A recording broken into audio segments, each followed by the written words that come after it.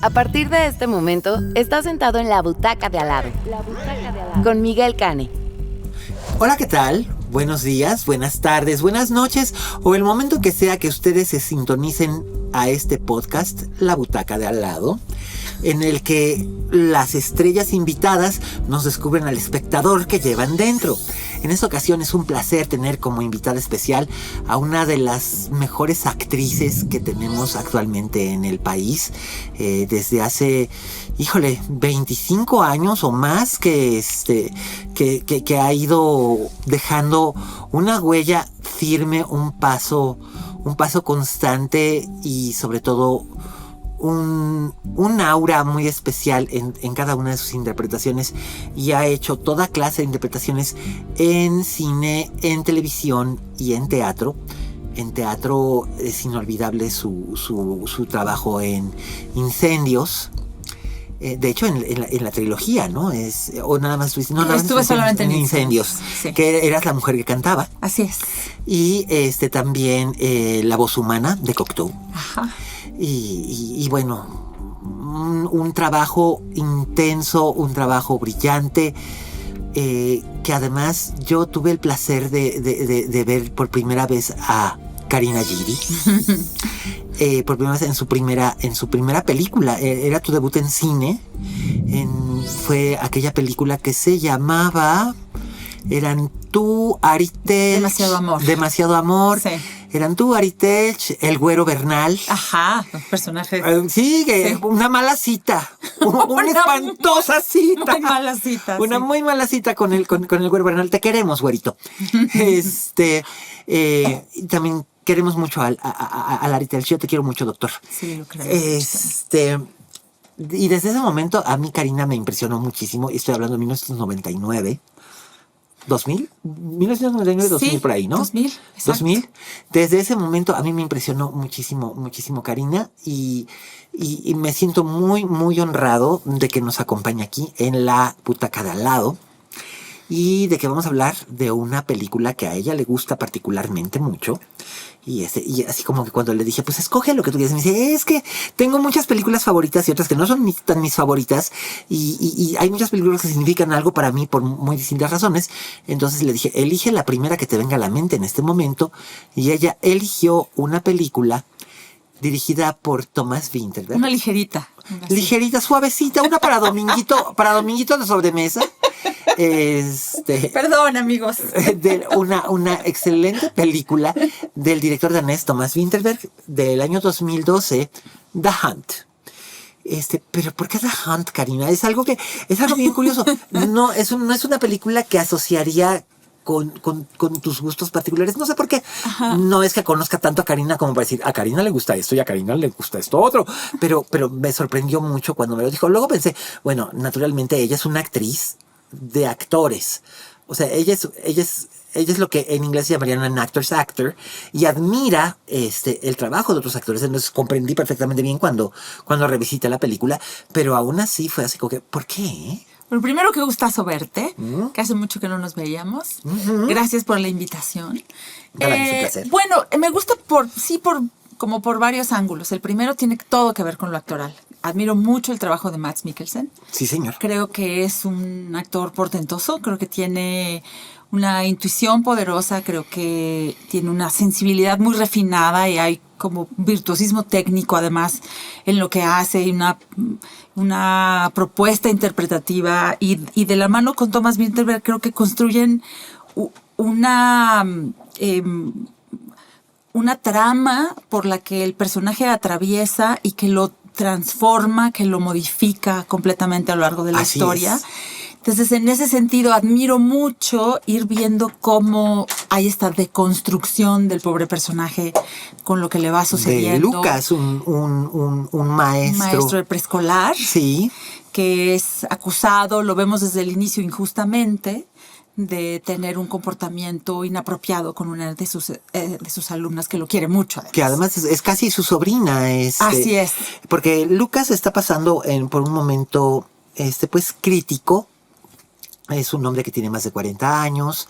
Era maestro de primaria, pero debido a la crisis económica por la que atraviesa en ese momento su región, la escuela primaria es cerrada y él es transferido a trabajar como maestro de kindergarten, para poder seguir en la zona. Está divorciado, su divorcio es reciente, tiene un hijo, Marcus, que es un adolescente.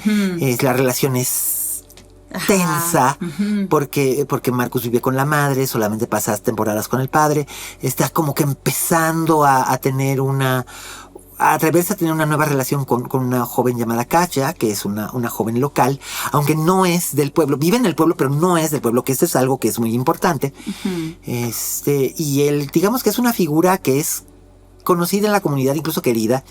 De hecho, los padres de la pequeña, de la pequeña niña, que es una niña muy proclive a irse solita por los senderos de los bosques y demás, porque los padres tienen también una relación contenciosa y pelean.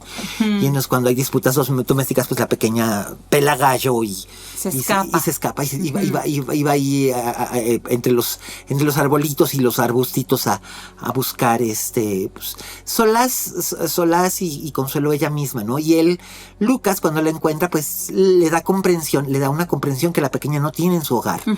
Y siempre la devuelve a su casa, hasta que sucede esta acusación completamente injusta. La niña nunca lo señala a él. No lo señala a él. Pero el pueblo automáticamente la desconfianza se vuelve hacia él. Que además eso es un tema como muy arquetípico como que en el teatro, en el teatro escandinavo, en la narrativa escandinava. Estaba comentándole con Karina antes de que entráramos a grabar, que cuando la estaba viendo, yo no me acordaba, pero hay una novela de Friedrich Dürrenmatt, que es un gran dramaturgo suizo. Que Friedrich Dürrenmatt, probablemente ustedes lo recordarán por La visita de la vieja dama. Que es que en algunas partes se ha presentado como La visita del rencor o La visita de la venganza. Sí. Y también pensábamos en El enemigo del pueblo de Strindberg. Así es. En esta novela de Dürrenmatt ocurre que un hombre que es también un maestro, pero en este caso es un maestro de primaria, es acusado de estar involucrado en la desaparición de una niña, de una niña un poco mayor que la niña de esta película. Y la novela está narrada como un thriller policíaco, pero en realidad toca mucho acerca de la filosofía y del estudio de la naturaleza humana, ¿no? Que eso es algo que Vinterberg hace mucho en esta película. Pero insisto, ¿por qué a ti personalmente, como espectadora? Supongo que cuando entraste a ver la película sí sabías, ok, Thomas Vinterberg, Festen, Submarino, tal. Probablemente también ubicabas a Mads Mikkelsen por, no lo sé, hablemos de Valhalla Rising, que la hizo antes de esto, ¿no? Qué sé yo. Pero no te esperabas la experiencia que ibas a tener cuando No, para nada. Porque a mí me gusta, bueno, primero por esto que te digo, por este viaje actoral que hace y que me parece que lo hace muy bien. Me parece además muy interesante que el director, después de haber hecho Festen, como que contraste un punto de vista con otro tan distinto. Así es. Como en lo que ocurre con esta acusación al personaje protagónico, ¿no? De la casa. A Lucas, el personaje de Mikkelsen, sí. Ajá. Y también porque siento que tiene una reverberancia la película con muchas de las cosas que están sucediendo ahorita.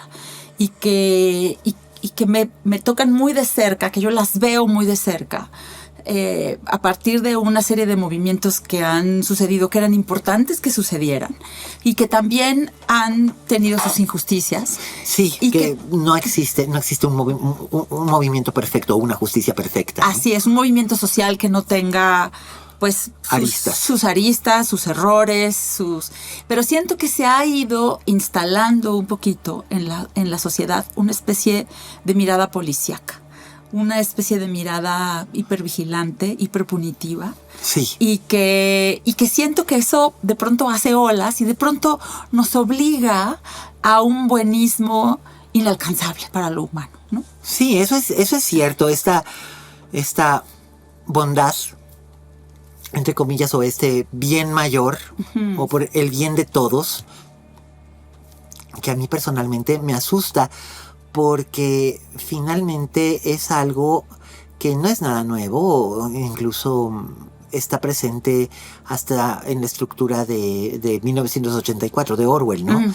O sea, el Estado, en este caso el INSOC, el gran hermano, sabe lo que es bueno para ti. Ajá. Y por lo mismo es que tú vas a hacer esto, que por supuesto también nos remite a las obras de Bertolt Brecht, el pequeño testigo, ¿no?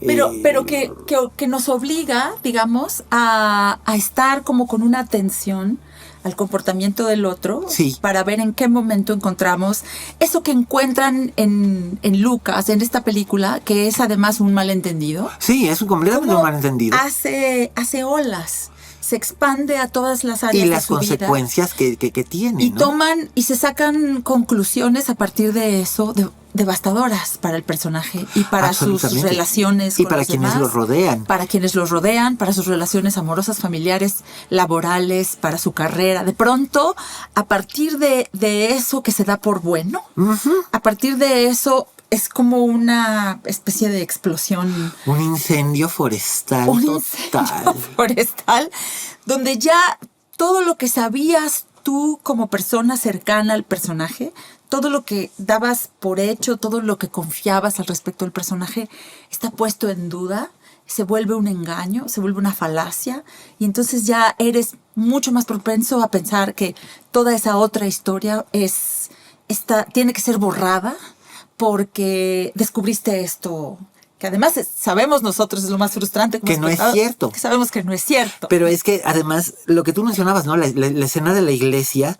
Es devastadora. Cuando llega este hombre después de la tunda que le han dado, porque sí, además no sé si ya pasó lo del supermercado. Ya, es lo del viene lastimado de lo del supermercado. Sí. De cuando se agarra con el carnicero. Órale, pum, pum, afrentazos. Y va a la iglesia y además, es como visualmente, esta secuencia es Escandinavia. Uno siempre lo asocia con Laponia, con el Polo Norte, con la Navidad, sí, con estas cosas, con el frío, con el nieve y todo, pero además todo con este sentido de comunidad y todo es tan bonito y los pinos y tal. Y es la Navidad. Y, también, ¿no? Y además es Navidad, sí, es vísperas de Navidad. Y por eso están en la iglesia. Y de hecho, el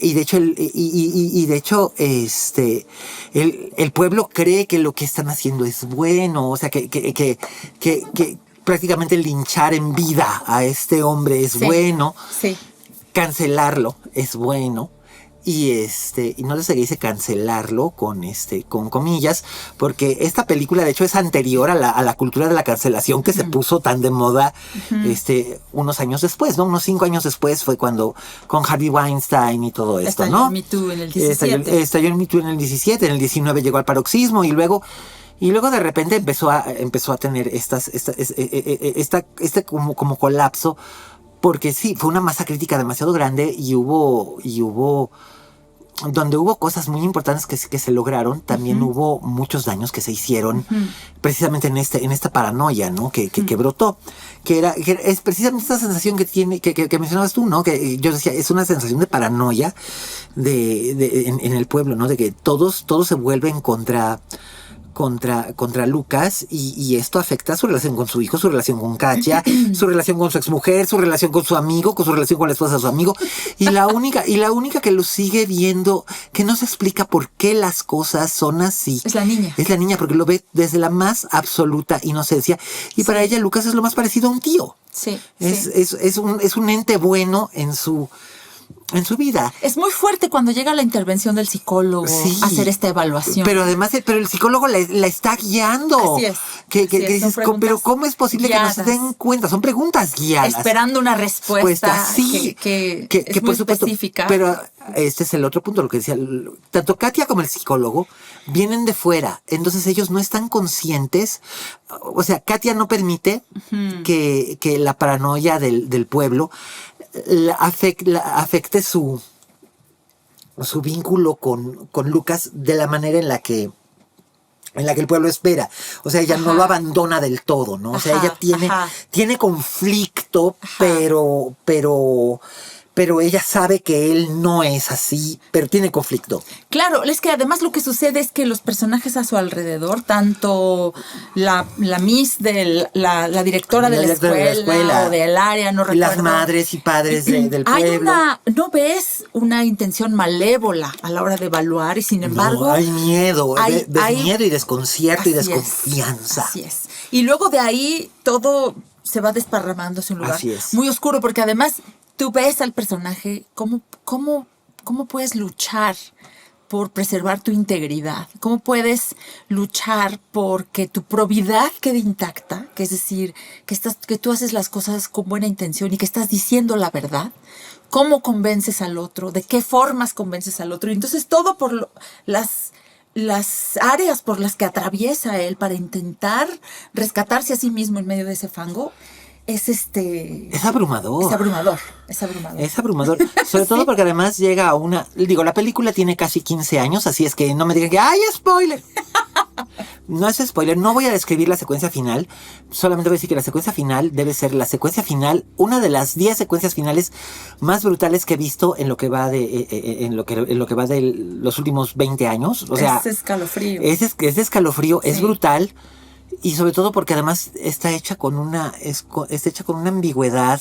Sí, hay mucha sutileza. Mucha sutileza, mucha ambigüedad, porque incluso no vemos la identidad. No. Ahora sí que es la casa. No vemos la identidad de quien casa. Sí. Yo sigo pensando y yo sigo teniendo la horrible sensación de que puede tratarse de Marcus.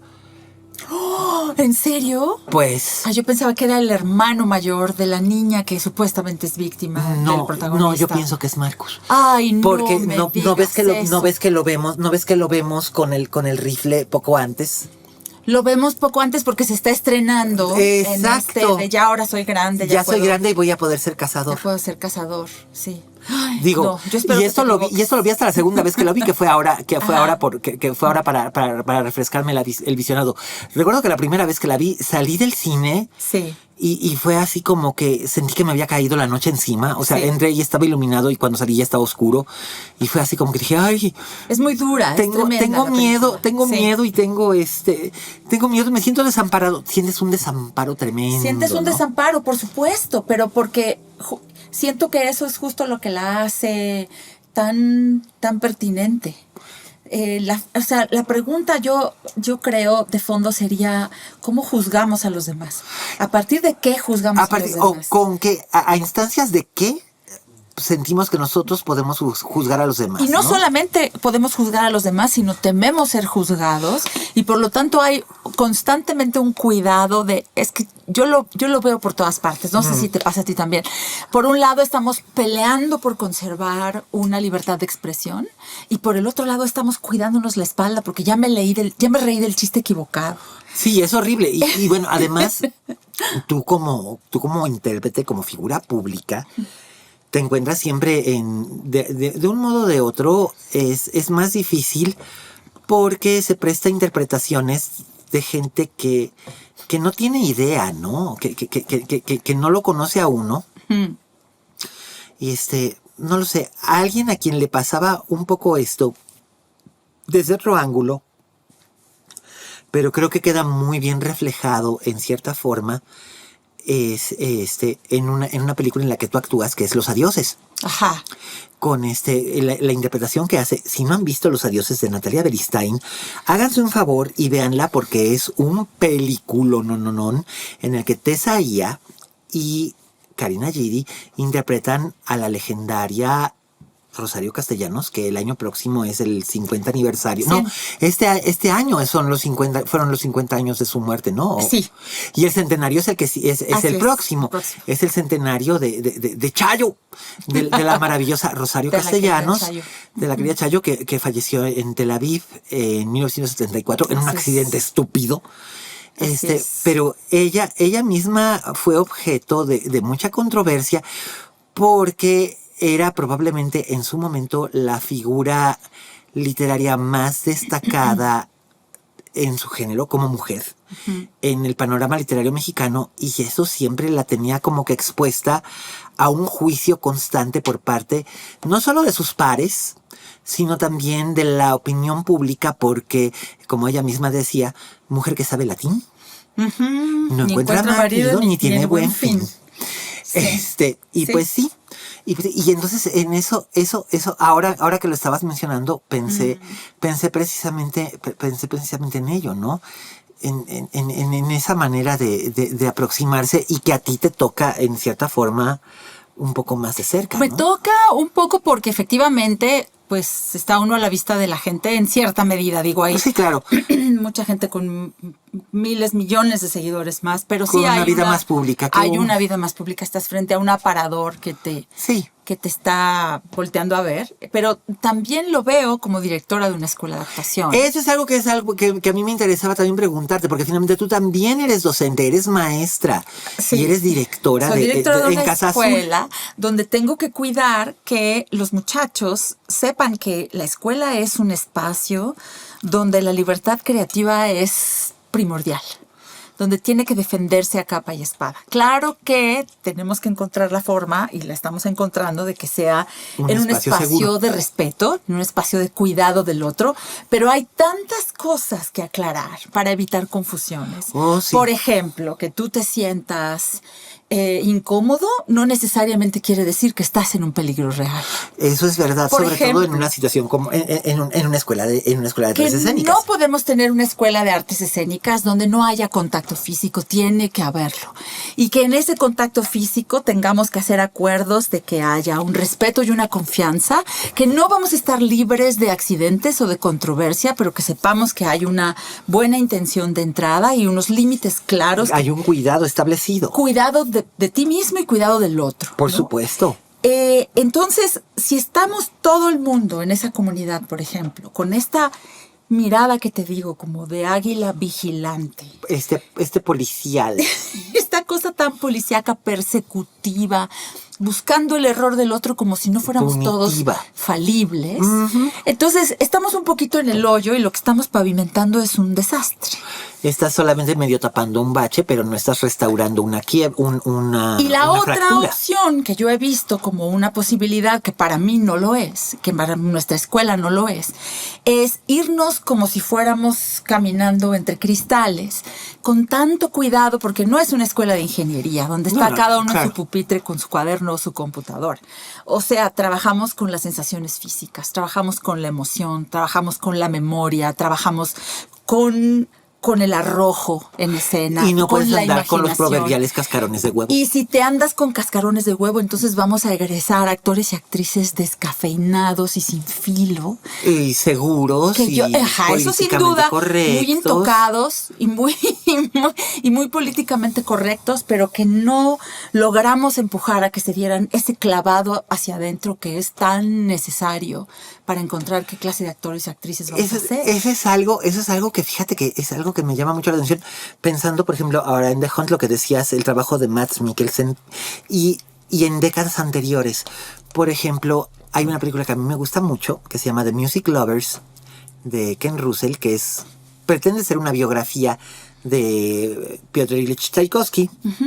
Pero en realidad es una fantasía, una extravaganza visual y musical de Ken Russell, un director del que ya hablaremos en su momento, que tiende mucho a hacer, o tendía, ya murió, a hacer esta clase de cosas. Y en esta película, que es de 1970, Glenda Jackson, la inolvidable, la maravillosa Glenda Jackson, tiene un par de escenas que son hoy en día desde la óptica de hoy, hay gente que las podría calificar como pornográficas. Ok. Porque son escenas. Una es la escena de la luna de miel, el viaje de novios de Piotr Ilich Tchaikovsky y su esposa Nina Miliukova en el tren transiberiano, en el que Richard Chamberlain, que es Tchaikovsky, es virtualmente asaltado sexualmente por Glenda Jackson. O sea, prácticamente lo viola y lo viola en cámara. Claro, está todo muy coreografiado y por supuesto está algo muy cuidado y todo, pero no deja de ser impresionante. Una imagen impresionante, sobre todo porque es un Sí. espacio muy pequeño, un espacio muy pequeño, un apartado, un compartimento de tren. Sí. Y luego una escena en la que el personaje de Nina Miliukova, Chaiskokaya, que está en un hospital psiquiátrico del estado, ya separada de Tchaikovsky, ella se entrega completamente a un grupo de hombres que están abajo de un respiradero, y ellos la agarran con las manos y ella se desnuda completamente y se revuelca entre tantas manos, ¿no? Uh-huh. Y es cuando uno dice, esta es una actriz que ha hecho literalmente todo por su director. Uh-huh. Y hoy en día, como tú mencionabas, alguien que tenga la bravura que manifestaba Glenda Jackson en ese momento, y te estoy citando ese ejemplo, sí, como podría citarse cualquier otro, y hay muchos otros grandes actores y grandes actrices que se lanzaron a hacer cosas impresionantes. Alma Muriel, por ejemplo, en Retrato de una mujer casada. Uh-huh. No la recuerdo. Héctor Bonilla, es una película de Alberto Bojorquez del 79. Eran ella y Gonzalo Vega, y ella tenían ahí unas escenas de violencia doméstica muy duras. Muy fuertes, y Gonzalo Vega se sentía terrible, y esto me lo contó Gonzalo Vega, se sentía terrible, le marcaba los golpes y decía, no, cabrón, pégame, porque si no, la cámara no te lo va a creer y el público no te lo va a creer y yo no te lo voy a creer. Pégame, cabrón, pégame. Y él decía, Alma, estás loca, pégame. Y entonces, pues, lo hablaron con el director, y entonces el director le dijo, vamos a hacerlo como Alma quiere y vemos qué tal sale la toma.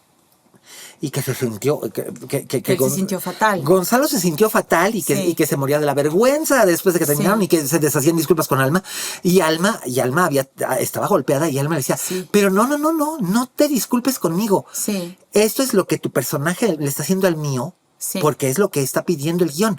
Tú a mí no me has hecho nada. Estamos trabajando, somos profesionales, eres mi amigo, no pasa nada. Sí. Y dices, wow. Sí, creo que ha habido en la historia de la pedagogía teatral muchas malas prácticas. Sí. Y creo que tenemos que tener el respeto y encontrar los límites, y el cuidado en el centro de la mesa, y que nosotros como actores, actrices, los estudiantes sí se sientan que hay una seguridad, pero también es cierto que vivimos con los estímulos.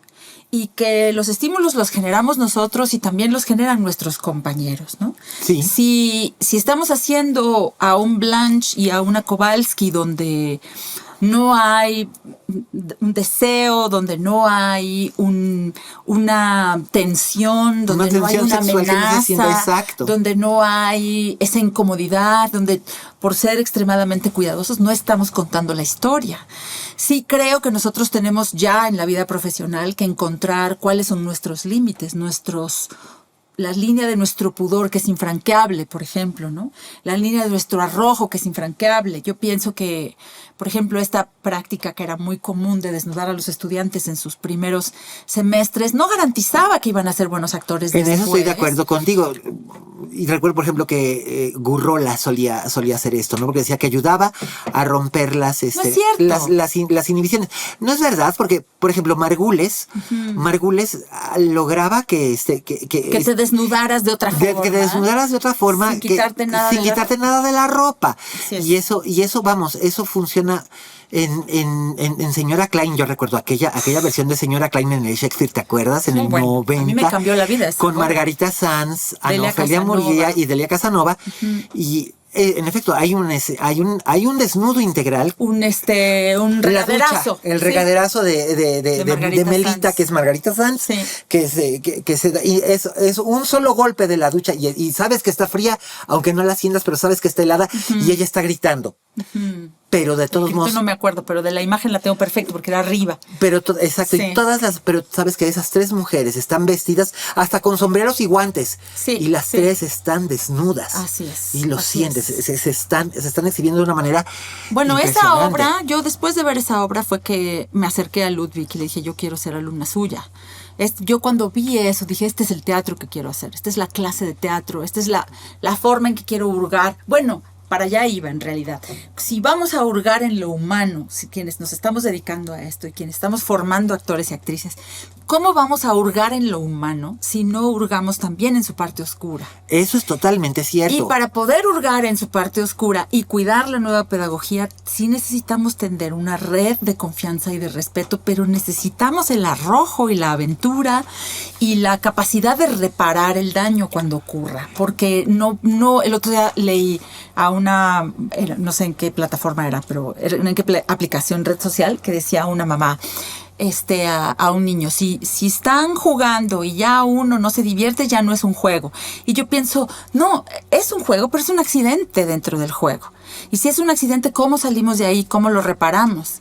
Porque si no, entonces también al juego le estamos pidiendo que sea perfecto. Para y que no funcione. existe un juego perfecto.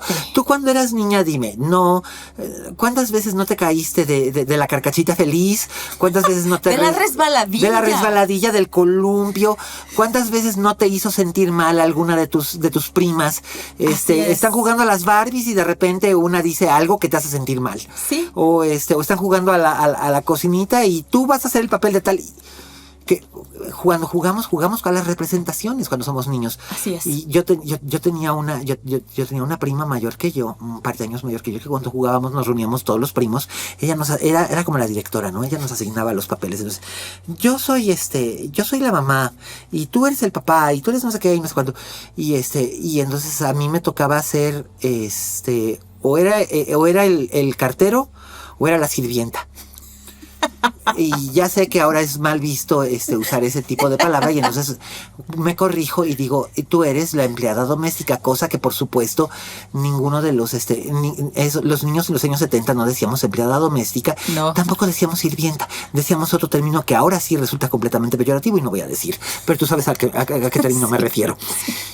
Entonces, bueno, pues yo jugaba eso que no creas que me hacía mucha gracia, pero le entraba al juego, ¿no? Bueno, es que ahorita estás tocando otro tema también muy importante, que de alguna forma sí siento que se vincula con la película, aunque pareciera que no. No, sí, claro. Que tiene que ver con esa incomodidad y todo lo que enseña, ¿no? Este personaje cuando está primero mirándose revelado como una persona que no es, va de la ecuanimidad a la total desesperación. Que es el clímax, es la escena del supermercado. Es cuando se vuelve un salvaje. Que ya no ya perdió todo. Pero también si lo pensamos, si jalamos la hebra de alguno de nuestros, ni siquiera voy a decir el peor de nuestros momentos en la vida, de un muy mal momento de nuestra vida. Un momento sumamente desagradable. Si jalamos la hebra de eso, de cada uno de nosotros, es que nos mandamos todos a la cárcel o al psiquiátrico. Ay, pero por supuesto, no, esas veces que dices, es que qué bueno que no traigo conmigo un arma porque lo mato. Exacto. Vamos, ya déjate un arma, un pinche palo de escoba. Mira, sin ir más lejos, tú sabes que yo tengo una perrita, tengo una perrita adoptada, la Miss Brody, es una perrita calladita, es un amor mi perrita. Ajá. Es mi compañera perruna. Entonces yo la saco a pasear todos los días. Un día X llegó un perro sin correa y la mordió. Ay. Mi perra es sumamente amable y alegre con todos los perros. Le agradan todos los perros, le agradan todas las personas. Uh-huh. Tiene esa rara particularidad que es buena no me merezco esta clase de perra porque realmente es muy buena. Ni siquiera ladra. Entonces, la mordió un perro en la calle, ¿no? Uh-huh. Y entonces, si yo hubiera tenido en ese momento un palo, le doy con un palo al otro perro y no me importa. Por supuesto. Es como tú que tienes hijas cuando eran pequeñas y están en el arenero o están en el parque y llega un niño y las empujan. ¿No te dan unas ganas locas de aventarle, de ponerle a dar vueltas la cabeza como si fuera un trompo? Sí, es un instinto humano completamente entendible, ¿no? Sí, sí. Y Vinterberg trabaja mucho eso con la naturaleza humana. Le gusta llevarla a los extremos. Yo recuerdo que cuando vi Festen, Cuando vi Festen por primera vez, y yo no había visto todavía Rompiendo las Olas. Y finalmente von Trier y Vinterberg tienen este vínculo maestro-alumno, tal, esta como simbiosis. En Festen, yo recuerdo que al principio decía, bueno, es que este trabajo de cámara y este trabajo de sonido y esto de como de irlo siguiendo, lo está haciendo deliberadamente para marearme o para marearme, denme un Dramamine. Sí, denme un exacto. Y luego de repente llega el momento en el que descubres realmente de qué va la película. Y dices, sobre todo yo dije, porque personalmente me llegaba mucho. Había pasado por una situación semejante, aunque a una edad mucho más pequeña. Pero fue así como que dije, ¡qué horror! Y dije, ¿por qué me está haciendo esto Vinterberg? Y luego me di cuenta de que en realidad lo que él está haciendo es componer retratos de la naturaleza humana en distintas situaciones. Porque, por ejemplo, luego está Submarino, que no es una película violenta para nada. Al contrario, es optimista y es tierna porque es sobre tu juventud y sobre enamorarse. Y también es la naturaleza humana en el sentido de que sientes como un poco de pena y compasión por estos personajes porque sabes que eso no va a durar y sabes que va a acabar dejándoles una cicatriz. Pero en ese momento son tan felices y tú piensas que en algún momento tú también fuiste feliz, ¿no? Y creo que en parte ese es yo te lo pregunto a ti como espectador, aunque sé que yo como escritor sé que es algo que es importante, pero como espectador yo espero que el intérprete consiga transmitirme eso. O quizás no lo espero, pero dejo que suceda. Y como intérprete, tú como intérprete, ¿cómo ves el trabajo de Vinterberg en el guión de The Hunt? Uy, pues delicioso. O sea, para el actor, sobre todo para Mikkelsen, que es el protagonista, sí. Que lo protagoniza, delicioso, porque se atreve a ponerlo en situaciones horribles. Sí. Se atreve a ponerlo en mucho peligro y en muchísima incomodidad, ¿no? ¿Y qué tanto debe un intérprete, y te lo pregunto a ti como intérprete y como docente, sí, qué tanto debe un intérprete aceptar esa iteración del juego, entrarle a meterse en algo que pueda ser un problema grande? Bueno, yo pienso que es justo de lo que uno pide su limosna como actriz. Yo de eso pido mi limosna como actriz. Y durante, de hecho, muchos años diría que la culminación de eso fue mi exploración en Incendios de Wajdi Mawat con el personaje de la mujer que cantaba. Sí, de la mujer que canta. Es un clavado, es un clavado a unas honduras y complejidades que revolotean acerca del dolor humano, ¿no? Absolutamente. Yo recuerdo cuando te vienes a puesta en escena, no nos conocíamos bien en persona. O sea, ya nos habíamos conocido cuando el estreno de Demasiado Amor, tal. Yo sabía quién eras, tú no sabías quién era yo, no éramos amigos todavía. Pero recuerdo que fue esta profunda sensación por un lado, de compasión, de ternura y también de una angustia ominosa. Ese momento de verte llorar, de verte gritar, de sentir que ese sufrimiento me estaba pasando encima como una ola. Hay una cosa que decía Ludwig con respecto al trabajo actoral, que lo importante que era como demarcar el terreno de juego, demarcar el terreno de juego, el tablero donde va a suceder el juego de la ficción. Y que eso, lejos de dar una limitación, lo que hacía al ponerle estos límites, era permitir la profundidad. O sea, ya que tienes como este marco en el que se mueven los personajes por la historia, es qué tan hondo puedes ir. Y entonces, a mí eso es algo que naturalmente me surge como un deseo intuitivo, que es qué tanto más allá puedo llegar sin romper esta estructura que es lo que le da finalmente el tono, ¿no? Así es. O el género de lo que estamos tratando. Y sobre todo algo que no te vaya a lastimar a ti en tu psique o incluso físicamente, ¿no? Físicamente, sin duda, tienes muy claro hasta dónde sí y hasta dónde no, porque tienes que dar muchas funciones. O sea, puede ser que en una grabación en un rodaje sí pueda recibir Alma Muriel claro. una cachetada, pero sí. yo lo dudo que pueda recibirla con igual de todas fuerza las noches durante 100 funciones. No, por supuesto. Sin que se le tuerza algo, sin que eso acabe por lastimarla a otros absolutamente, niveles, ¿no? Claro, era cine, claro, por supuesto. El asunto con los estímulos que vienen de la ficción es que tendrían que estar diseñados para no lastimarte a ti como persona. A veces no es tan fácil poner esos límites y sí hay veces en que tienes que respirar mucho más no para salirte del personaje, eso me parece que es de locura, pues pensar que sigue siendo el personaje. Pero como el personaje, una cosa que comparte contigo es el cuerpo. Claro. Y la voz. Entonces, lo que sucede atraviesa tu cuerpo y tu cuerpo no sabe que está viviendo una ficción. Entonces, tienes que respirar para que esa energía, esas sensaciones físicas, ese ánimo, esa emoción y esos pensamientos abandonen este cuerpo. No, yo por eso puedo entender que no todas las actrices se avientan con una Martha de Virginia Woolf. Claro, me encantaría, por ejemplo. ¿Ves? Y además estás en la perfecta edad. ¿Ya vieron, señores productores? Karina está perfecta para hacer, y además estás en la edad ideal para hacer el personaje. Me encantaría hacer esa y serías obra. una Martha con un buen George, una buena Honey y un buen Nick. Ay, pero sí, me gustaría. Y además es una obra que no envejece nunca.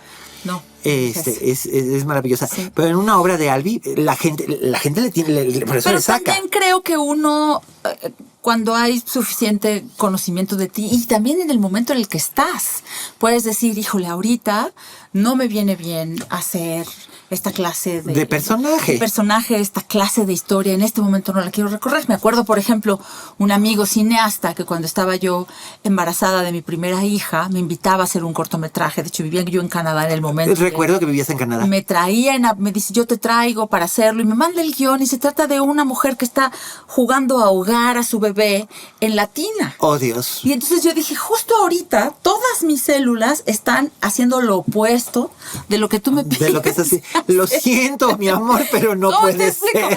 Hubieras venido antes o ven en un par de años donde ya esa ficción para nada me va a estorbar, porque no es que no tuviera claro que es ficción. Por supuesto. Mi interés es que haya un compromiso muy grande con lo que estoy haciendo y para poder vivirlo a cabalidad, yo pensaba, mi cuerpo se va a oponer, mi cuerpo se opone, mi cuerpo protesta.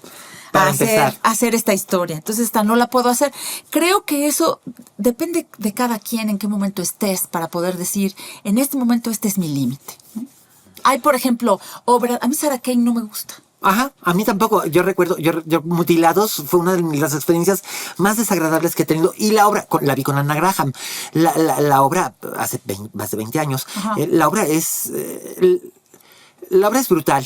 Y la experiencia fue desagradable para mí, pero entiendo que ese era el objetivo. Ajá. Y Anna Graham estuvo formidable. No lo dudo. Pero yo todo salí ese in your face no es algo salí sintiéndome como si me hubieran golpeado. Y no aprecio que me hagan eso. No aprecio que me hagan eso, al menos sin previo aviso. Que me maltraten así como sí, espectadora. No, vamos, pasa, yo sé que no todo va a ser, yo sé que no todo va a ser, Bastián y Bastiana, yo sé que no todo va a ser, La novicia rebelde, pero, pero vamos, o sea, al menos un módico de, un módico de prevención, a que ahí vienen los madrazos. No más, atención al público. En este momento empiezan los madrazos. El público que se encuentra en las filas 1, 2 y 3 debe de sacar el impermeable para... Te va a salpicar la sangre. La sangre, sí, exacto. Sí. Entonces, bueno, y eso es algo que pasa con The Hunt, que empieza en una tónica casi costumbrista, sí, y se acaba convirtiendo en un thriller tan intenso que ese final es brutal, aún cuando ya tuvimos un respiro los 5 minutos anteriores, que claro, cuando todavía te atreves, que eso es puro Winterberg, se atreve a hacerte creer que te va a dar... estableció un orden, ajá, ¿no? Que te va a dar, sí, lo que tú esperas que sí, te dé y tenga para que se entretenga. Sí. Karina Gidi, ¿dónde te puede ver próximamente el público o en qué te puede encontrar ahorita mismo disponible en plataformas? Ahorita sé que Los Adioses está en... Los Adioses todavía sigue en Prime. Sí, no sé si en Prime o en Netflix. En una de las dos está, pero y deben verla, la verdad es que es una gran película. Y yo la disfruto en varias series, todavía sigue por ahí Un extraño enemigo. Oh, sí, donde eres una Lady Ultra Macbeth. Soy una Lady Ultra Macbeth de los años 60 y 70. Sí, bueno, ya me estoy especializando en esa década porque acabo de hacer otra serie donde también estoy en esa... O dos series donde estoy en esa época. Ay, qué maravilla. A mí me hubiera encantado vivir los años 60. Cara como de otra década. Y se acaba de estrenar una comedia hilarante que se llama Somos Oro, donde hay un personaje también. Fantástico. Y bueno, sí, además con Michelle Hernández, con la Michi Hart. Con Michelle Rodríguez, perdón. Sí. Con la Michi Hart, con la maravillosa Michelle. Exacto. Y Diana Bobbio. Y Diana Bobbio, sí, y ahí están ustedes. Y una serie con pues los consentidos del país entero, que son Diego y Gael. Que estás en la... se llama La Máquina. Estás en La Máquina. La primera serie de Hulu en español, que aquí está en Disney Plus. Así es, en el apartado de Star Plus, que así es para la versión para adultos. Sí. Y en Sierra Madre, creo que todavía aparece por ahí. Sí, donde también por ahí anda en HBO. Está en HBO. En HBO. Que el tuyo fue el acento más convincente. ¿En serio? Sí. Sí. Tengo unos problemas. Me encantan los acentos, me fascinan, me gusta. Pero el tuyo sí me funcionó. Fíjate que el de Miguel Rodarte no me gustó tanto. Fíjate. No me gustó tanto. O sea, él me gustó. No pero el acento no me gustó tanto. Lo siento, sí. Miki. Pero a mí sí me entretuvo, me entretuvo bastante Sierra Madre. Ahorita está en postproducción una que se llama Celda 211, donde hago a una gobernadora de Chihuahua. Entonces era así de, ay, Dios a ver, di muchacho. Bueno, yo estuve observando, los políticos cuidan mucho de no, sobre todo cuando están hablando a medios nacionales. Sí, tienen que tener una cosa más pronunciación neutral. Exacto. Lo que le llaman el Mid-Atlantic. Entonces no alcanzo a decir muchacho así tan fuerte, pero bueno, ahí hice mi esfuerzo, ya me dirás. Magnífico, es un placer. Te extrañamos en teatro. Yo también me extraño a mí misma en teatro. Así que, señores productores, ya dijo Karina Gidi que ella quiere ser Martha en Who's Afraid of Virginia Woolf. Yo sé quién tiene los derechos de Virginia Woolf, o al menos quién los tenía, así que yo sé que ve este podcast, así que Vic, órale, ya, ¿no? Mientras estoy preparando el reestreno de una obra que hice hace muchos años que se llamó Instrucciones para volar, con José Antonio Cordero. Fantástico. Cuando sea, te aviso para fantástico. Que vayas a ver. Pero por supuesto. Juguetito. Ay, qué cosa tan bonita. Sí, gracias. Ay, pues ha sido un placer tener aquí en la butaca de al lado a la formidable Karina Gidi, que nos vino a hablar de una película de actores para actores. Y nos vino a hablar acerca también de lo importante que es tener cierto tipo de visión, cierto tipo de percepción, sobre todo cuando sabes que te vas a meter en algo tan intenso como The Hunt, que está en Movie. Y también cuidar de la forma en que juzgamos a los demás. Sí, porque eso se aplica a la vida real, ¿no? Proteger nuestra libertad de expresión y también nuestra tontería. Sin pasar por encima del otro. Y nuestros errores. Y si pasamos por encima del otro accidentalmente, repararlo y seguir adelante. Así es. Que no se vuelva a jalar una hebra en la que te digo que si la tomamos de ahí y solo abrevamos de ahí, todos estaríamos en la cárcel o en el psiquiatra. O todos seríamos el ojo por ojo, diente por diente, y como decía mi abuela, si así fuera, entonces estaríamos todos chimuelos y tuertos. Correcto. Lo cual es la verdad. Damas y caballeros, esto fue La Butaca de Al Lado, un podcast de Fluxus. Recuerden que nos pueden escuchar y ver todos los viernes en todas las plataformas: iHeartRadio, Amazon Music, Apple Podcast, Spotify y en el canal de video de YouTube de Fluxus. No dejen de mandarnos sus comentarios. Tu red social es @Karina Gidi. Karina Gidi, tal cual. Tal cual. Ahí pueden encontrar a esta maravillosa actriz. Ahí pueden escribirle, hacerle comentarios. Yo soy @aliascane, también en todas las redes sociales. Mándenos sus comentarios, búsquenos, díganos qué tanto les gusta, díganos a quién quieren que invitemos, de qué les gustaría que hablásemos. Finalmente ustedes también hacen este podcast, no es nada más mi capricho personal, porque de hecho este es un podcast de Fluxus. Gracias a todo el equipo, gracias a Ivo Gaitán, gracias a todos los que hacen posible este podcast. Y me despido, como siempre. Recuerden, Como dijo la Betty Davis, en este negocio, si no tienes fama de monstruo, no eres una estrella. Hasta la próxima.